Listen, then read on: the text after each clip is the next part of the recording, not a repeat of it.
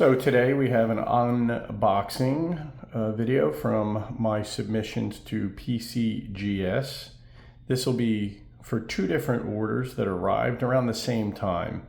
I was out of town on military training when they arrived, so I get to open them together.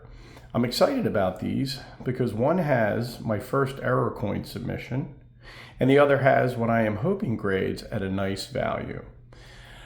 Now, for the sake of watching the video, I have already removed them from the boxes they were packaged in, and I have slit the tape. So the only thing we have now is the opening the PCGS plastic boxes and taking a look at the coins.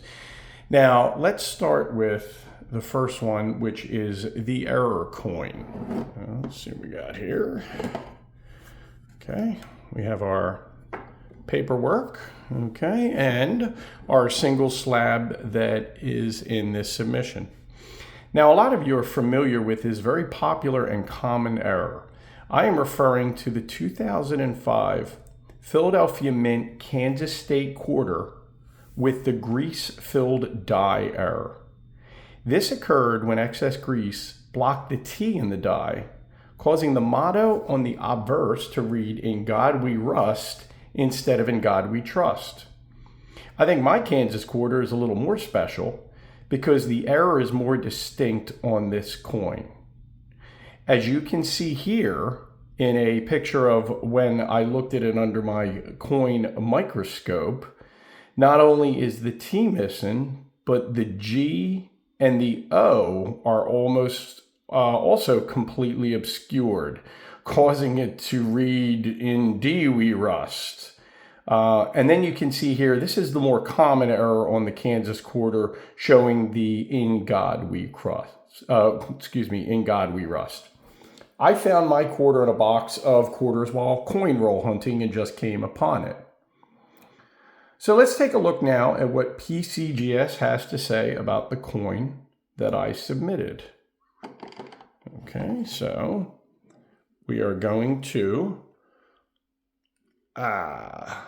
look on the obverse here.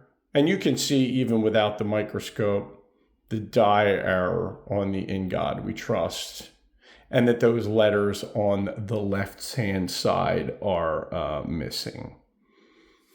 And let's get the verdict. Okay, and I am very pleased. We have a genuine, authenticated 2005 P Washington quarter, the Kansas State one. You can see on the top, they have designated it a mint error, struck through obverse, and it is graded at an AU 58. So I am very happy about this coin. That makes me very, very happy. And first and foremost, because this is my error coin. I've said in prior videos, I am new to coin collecting and note collecting, and I'm just still filled with the wonder and awe of the whole process. So like I said, this is my first coin error submission, and this is now going to forever be in my collection as my first mint error, and I'll always be able to look at it and remember that. So that's great. That makes me very, very happy. Okay, and I love these, I don't know what they are, ruby red boxes they have this year at this time. They're really neat. Okay, so now let's move on to the other two coins I submitted. And this was in two submissions for two reasons. Number one, errors have to be submitted separately from other coins that are graded. And number two, these coins are older, and we are going back to the 19th century for these babies. Okay, so let's take a look. Like I said, I've already slitted the tape, so I don't have to play with that. And there's our paperwork. And first up is going to be an 1883 Liberty nickel. This coin is commonly referred to as the V nickel because of the Roman numeral 5 on the reverse. It's composed of 75% copper and 25% nickel, and 1883 was the first year of issue for this coin. It's designed by Charles E. Barber, The 1883 V nickel was originally minted with E pluribus unum at the bottom of the reverse. About 4.5 million of this version were made until the motto was replaced with the word cents under the V. For this reason, the first run is referred to as the 1883 no cents Liberty nickel, which is what we have here. They have a lower mintage rate than the cents version, but they're still fairly common, even in minted condition. So this isn't the most valuable of coins, but I like the looks of it, and it's the first year of this coin, and PCGS vouchers are a beautiful thing, so here we are. So now let's take a look. You can see here the reverse. This is the reverse of the coin, and we have that E pluribus unum on the bottom. So that designates this as a no cents. If this were the cents version under that Roman numeral V, would be the word cents. And this is got a little bit of crud on it, but this is a nice looking coin. So let's flip it over and get the verdict. And we have, all right, an extra fine 40. Confirmed to be the no cents and of course genuine, our 1883 V nickel. If you look here, the stars are a little rough. I mean, it's not in bad condition. Date's very distinct.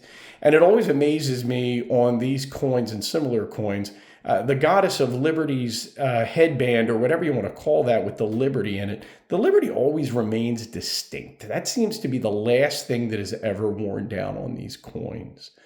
So we got an XF40 on our 1883 Liberty or a V nickel no cents. So I am very, very happy about that. Maybe I'll set a bold goal and try to collect the entire run of Liberty nickels. But we'll see, because this ran from 1883 to 1912, so that might take a while for me to do.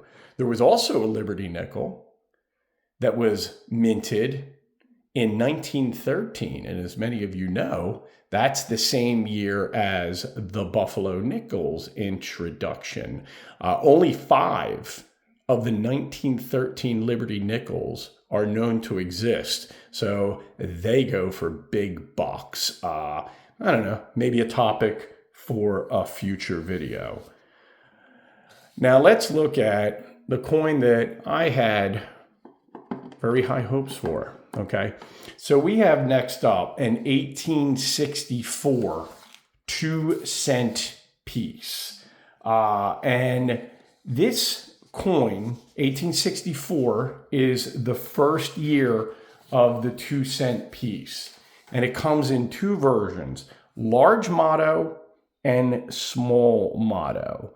And that refers to the "In God We Trust" on the obverse of the coin. I picked this coin up on Whatnot for about 20 bucks. I scanned it with an app called CoinNo. It came back a small motto and graded it as a 12 or a fine. Now they say that the AI the CoinNo uses is accurate up to 2 points on the Sheldon scale. Okay, so if it came back a 10, or excuse me, a 12, it could be a 14, it could be a 10, who knows? But it showed it as a 12 or a fine, okay? Now, I looked at the motto on my microscope, and quite honestly, I'm not adequately able to tell whether it's small motto or large motto. But CoinNo also told me that this is a small motto. And if it is a small motto and it grades as a 12, as you can see here, PCGS has it valued at $385. So that's not bad for my $20 investment. So you can see here on the reverse, let's see if we can get that to get a good view of that and get it to focus in. You see the 2 cents. There is a 2-cent piece, okay? And let's flip it over, get our verdict. And no, that's disappointing. That is disappointing on 2 levels. Number one, we have a large motto. And number two, it came back details. It's for residue G, which I am assuming is some sort of PVC contamination. I mean, as you can see, 12 might be a good grade for this coin. You can still see details of the coin, but they're not great. So I think a 12 probably would have been pretty close to accurate.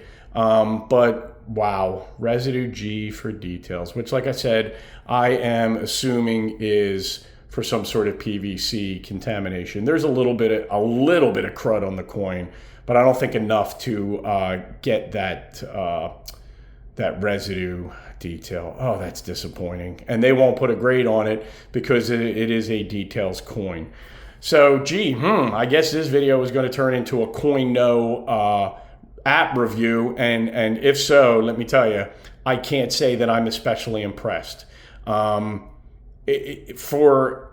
an app that boasts that its AI can pick up grading to within 2 points on the Sheldon scale, and to advertise it as being able to pick up error coins and varieties, that's unacceptable to get large and small motto wrong. That's terribly. And you can see here from the photograph that CoinNo did tell me that it was 1864 small motto, that it graded it a 12. And as far as the error detection that CoinNo says that they are capable of, this didn't pick up the error on the Kansas City or Kansas State quarter either. And as you saw, mine wasn't the normal error. It was even more distinct.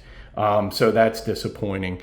As far as the residue, with clad and silver coins, I usually dip them in acetone prior to submission to remove organic material or any kind of PVC contamination.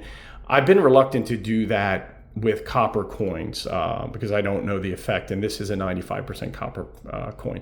So tell me in the comments, do you also, if you dip your coins in acetone prior to submission, do you do copper coins as well? I mean, part of me would say crack this open, dip it in acetone and resubmit, but if it's a large motto, might not be worth it. It doesn't have the value of the small motto. So I guess I got to look on the bright side and say, this is my first detail coin. So it is a little bit of a history for my collection. So maybe I'll just toss it in there. And if I do decide to collect more 2-cent pieces, at least I can check off 1864 large motto from our list. Well, that's our look at the latest coin submission for grading.